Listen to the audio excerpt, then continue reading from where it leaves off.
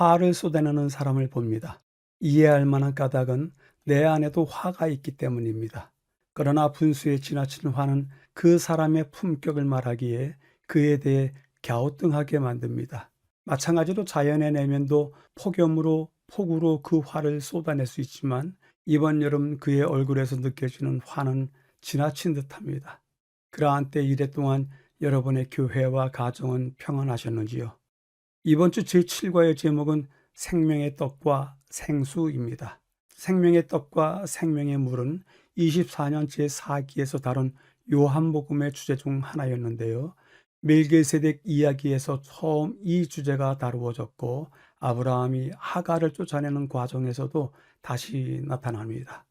떡과 포도주, 떡과 물은 인간 생명의 기본을 다루는 문제라 필요한 일일 뿐더러 필수적인 문제입니다. 더더욱 광야에서는 이 문제를 해결하는 일이 급선무였습니다. 따라서 바다를 건너 광야길 첫발 내디딜 때부터 해결해야 했던 것은 이스라엘 백성들의 불평에 따른 하나님의 대응이기도 했지만 하나님께서 그들과 함께 걷는 여정에서 제일 먼저 해결해 주셔야 할 문제였습니다. 그리고 먹고 사는 문제는 광야 생활 끝까지 하나님께서 품으시고 해결할 문제였기에 여호수아 5장 12절에 가서 그 땅의 소산물을 먹은 다음 날에 만나가 그쳤다고 전합니다. 하나님께서는 생존의 필수 불가결한 문제들에 대해서 근본적으로 해결하시고 그 어떤 대가도 요구하시지 않습니다. 때때로 늦어질 수도 때때로 더디올지라도 하나님의 손 안에 모든 것이 준비되어 있습니다. 이에 중요한 것은 불평하지 아니하고 조급하지 아니하고 주께서 움직이실 때까지 기다리는 것입니다. 이번 주 교과의 기억절입니다. 어느 때까지 너희가 내 계명과 내 율법을 지키지 아니하려느냐? 볼지어다 여호와가 너희에게 안식일을 주므로 여섯째 날에는 이틀 양식을 너희에게 주는 것이니 너희는 각기 처소에 있고 일곱째 날에는 아무도 그의 처소에서 나오지 말지니라. 그러므로 백성이 일곱째 날에 안식하니라. 이 성경 구절은 중요하고도 근본적인 전제 조건을 이야기합니다. 하나님께서 내 계명과 내 율법을 지키도록 하기 위해서 여섯째 날 이틀치 양식을 더하면서 안식일을 쉬게 하셨다고 합니다. 인간이 안식일을 지키는 것이 아니라 하나님께서 안식일을 통해서 이스라엘을 가르치시고 계신 것입니다. 지금도 여전히 하나님께서 한 백성을 안식일을 통해서 지키시고 가르치고 계심이 분명합니다. 기억절을 간략하게 줄여보겠습니다. 여호와께서 안식일을 주시어 쉬게 하셨기에 이틀 양식을 허락하신다라고 줄일 수 있습니다. 이번 주 교과의 매일의 제목들입니다. 일요일 쓴물, 월요일 메추라기와 만나, 화요일 반석에서 나는 물, 수요일 이드로, 목요일 생명의 떡과 생수. 제목에서 알 수 있듯이 이번 주는 광야 생활의 기반이 되는 매일의 생명을 위한 물과 떡을 다루면서 그들 공동체 삶이 무엇을 지향해야 될지에 대한 세 개의 문제도 다루고 있습니다. 성경절로 본다면 출애굽기 15장서부터 18장까지 다루고요. 마지막 부분에 요한복음 4장, 6장을 추가해서 다루고 있습니다. 본문의 5날을 재구성해서 분류해 보도록 하겠습니다. 일요일, 월요일, 화요일을 한데 묶어서 인간 생존을 위한 광야에서의 물과 음식에 대한 문제를 다루고요. 수요일과 목요일은 묶어서 광야 행진을 위한 출발선에서 공동체는 어떤 기본적인 형태를 취할지, 그리고 어떤 마음가짐을 가지고 떠나야 하는지에 대해서 다루고 있습니다. 전체 배경을 다루겠습니다. 생명의 떡과 생수, 미지의 여행, 공동체로서, 그리고 신뢰해야 한다라고 하는 어절들이 보이는데요. 이 어절들을 모아보면 미지의 여정을 떠나는 공동체, 그 공동체는 맨 앞에 가시는 하나님을 신뢰해야 했다라고 하는 것을 다루고 있습니다. 본문을 확인하도록 하겠습니다. 애굽을 떠난 후 이스라엘은 약속의 땅을 향한 미지의 여행을 떠났습니다.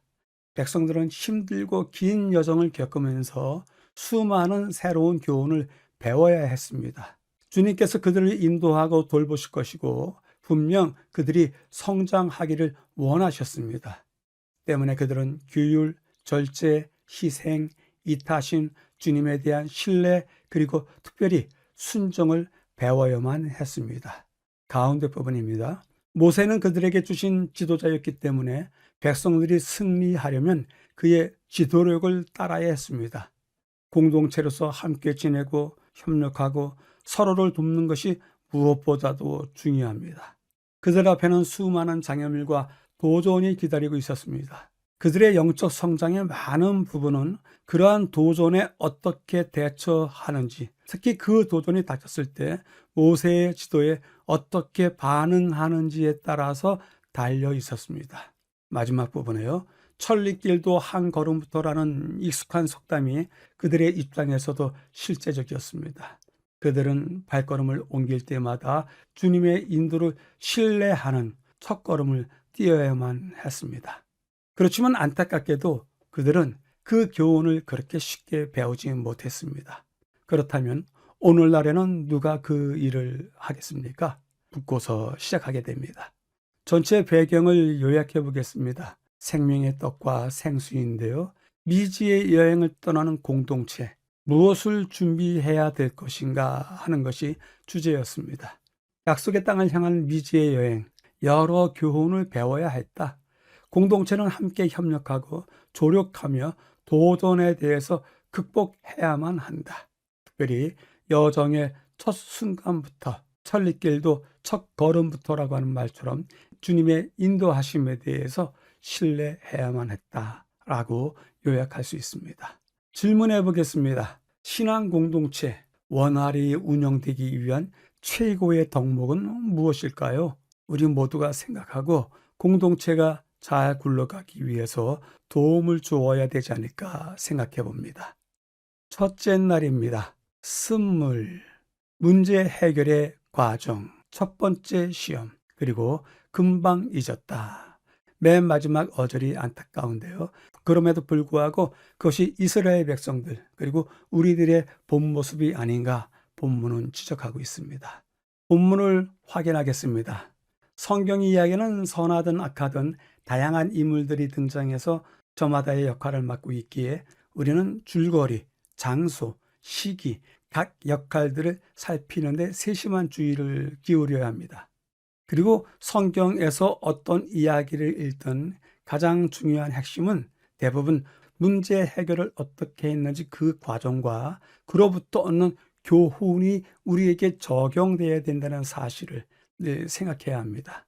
지금 이야기에서도 마찬가지입니다. 하나님은 문제 해결자이시고 화평케 하시는 분이시지만 그분의 일은 사람들의 불신으로 복잡해집니다.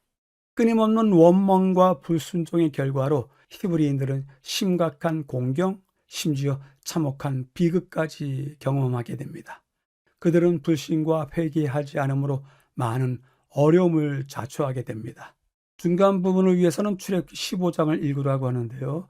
광야로 들어가서 거기서 사흘 길을 걸었으나 물을 얻지 못하고 그것 물이 쏘아서 마시지 못하겠으므로 그 이름을 마라라 하였더라. 그에게 한 나무를 가리키시니 그가 물에 던지니 물이 달게 되었더라. 거기서 여호와께서 그들을 위하여 법도와 율례를 정하시고 그들을 시험하실세. 나 여호와의 말을 들어 순종하고 내가 보기에 의를 행하며 내 계명의 귀를 기울이며 내 모든 규례를 지키면 내가 애굽 사람에게 내린 모든 질병 중 하나도 너희에게 내리지 아니하리니 나는 너희를 치료하는 여호와임이라.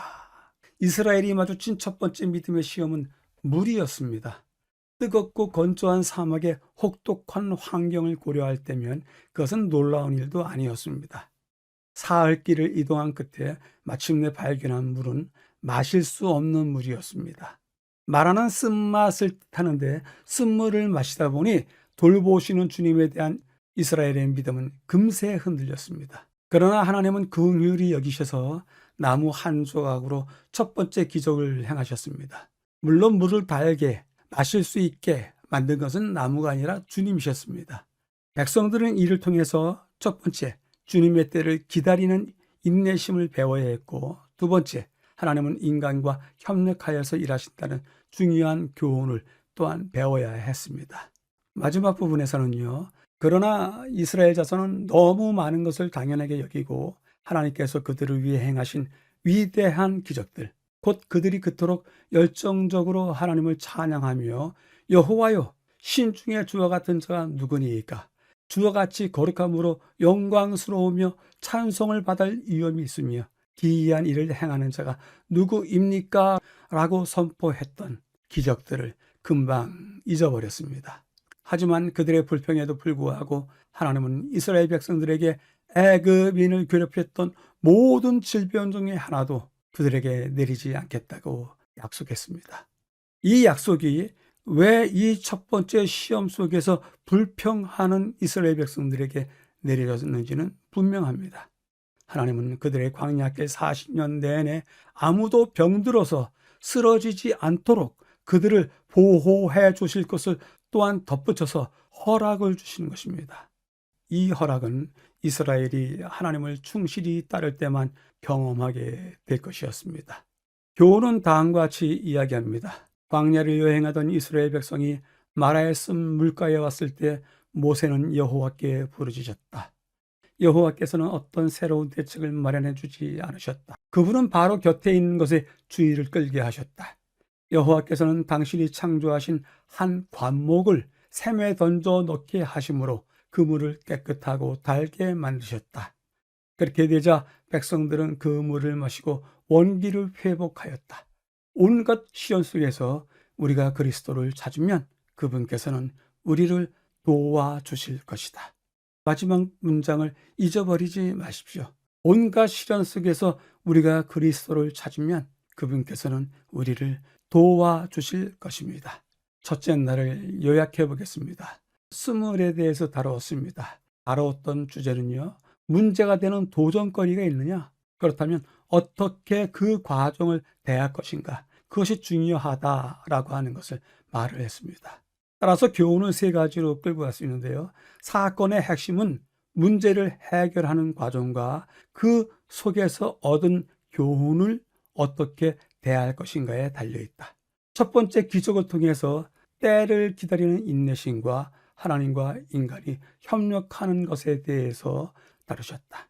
기적, 금방 잊을 수밖에 없는 것이 기적일 수도 있다. 오히려 약속에 충실한 때 하나님의 허락이 우리 모두에게 성취되도록 이루어질 것이다 라고 하는 큰 주제로 결론 짓고 있습니다. 질문해 보겠습니다. 우리가 살아가면서 얽힌 문제들 있지 않습니까? 풀지 못했고 풀리지 않던 문제들 어떤 방식으로 풀겠습니까? 우리 모두의 푸는 방식이 다르리라 생각합니다. 확인해 보시길 바랍니다. 첫째 날 마라에 대한 이야기가 있는데요. 내용이 길기 때문에 다섯째 날이 마친 후에 보충해 보도록 하겠습니다.